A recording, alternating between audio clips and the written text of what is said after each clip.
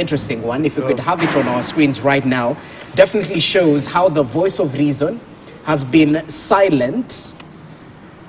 But right now, as soon as yesterday, we saw the Archbishop actually voice his concerns around the Finance Bill 2023, and they equally criticized President William Ruto on state appointments, whatever we were talking about right now. So it definitely shows the president right there.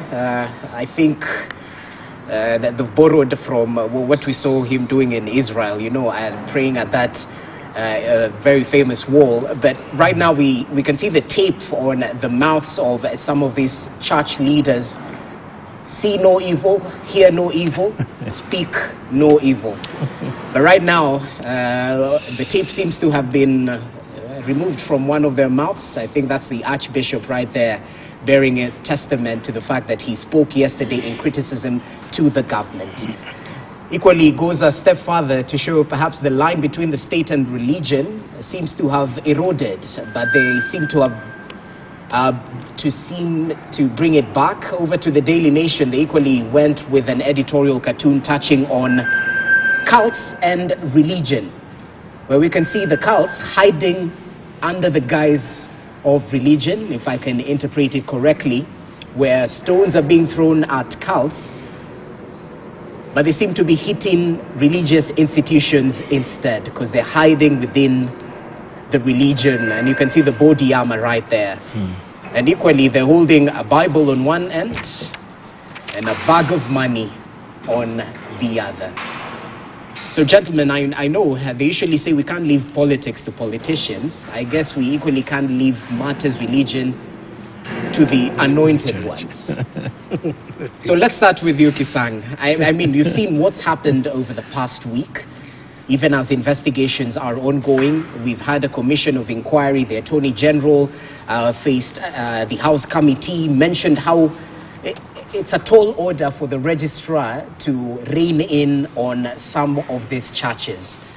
We well know of how they're registered, and the power ends right there, you know, according to some of the sentiments that were shared. What's your take on this very emotive subject?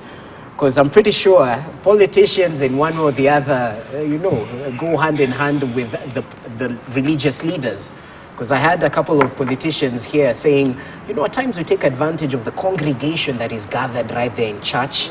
It's not easy to, you know, bring people together, but we find them already gathered there, and we pass our message at times as political leaders. Well, what do you make about some of these editorial cartoons? Number one is I want to confess and say that I'm a Christian, Catholic by faith, and practicing. Yes.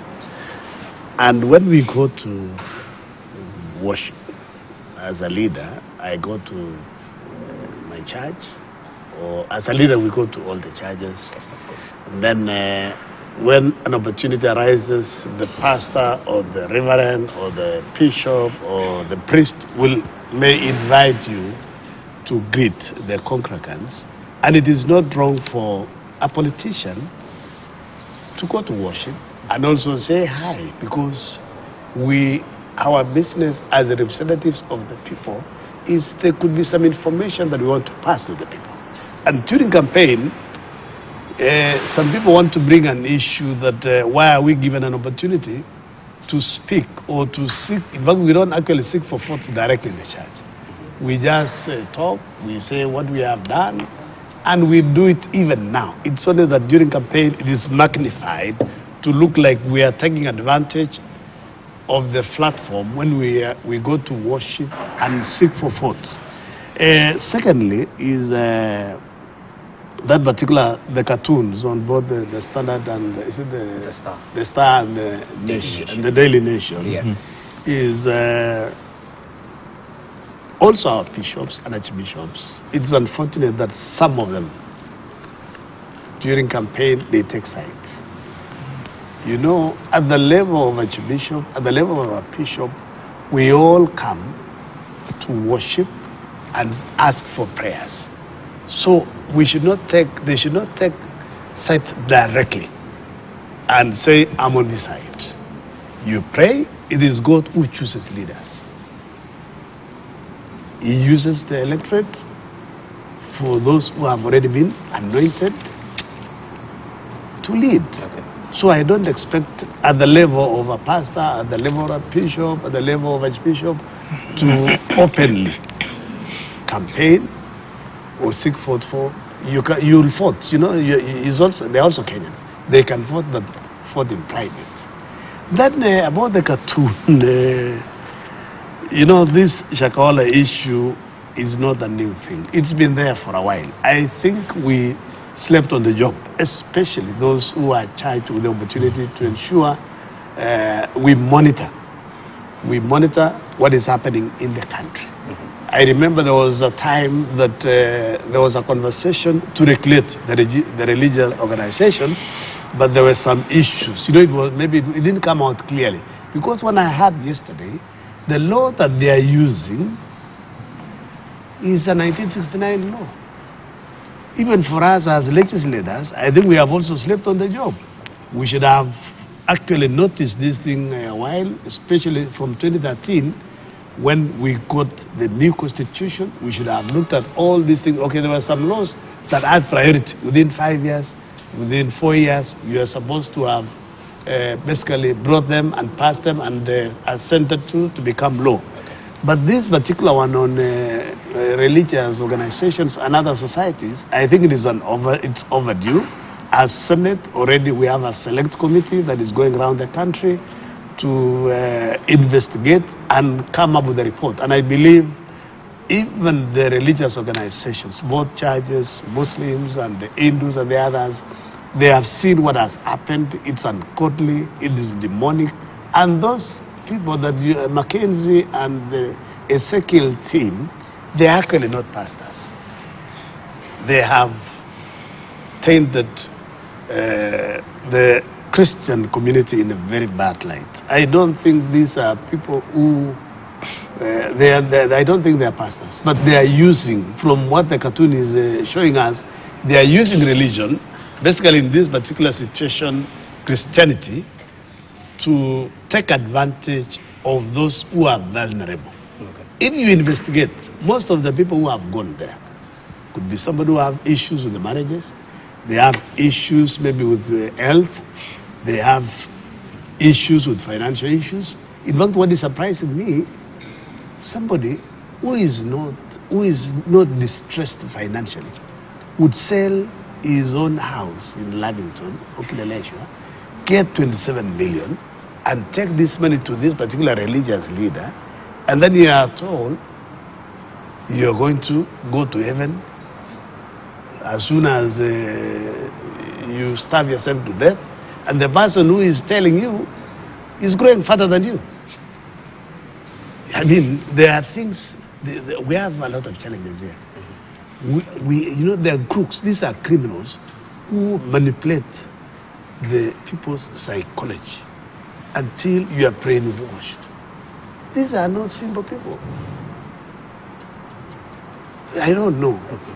I mean, that's why there is a report that will come to Senate. There is a task force, an inquiry the president has also set. I don't know, you guys in National Assembly, if you've also done something, because it is overdue. It is now time to speak as Kenyans. Let us vet these religious organizations, because, colleagues, I cannot start my religious entity as Kisang, as an evangelist or as a prophet. Within a year, I have not gone to any school of theology.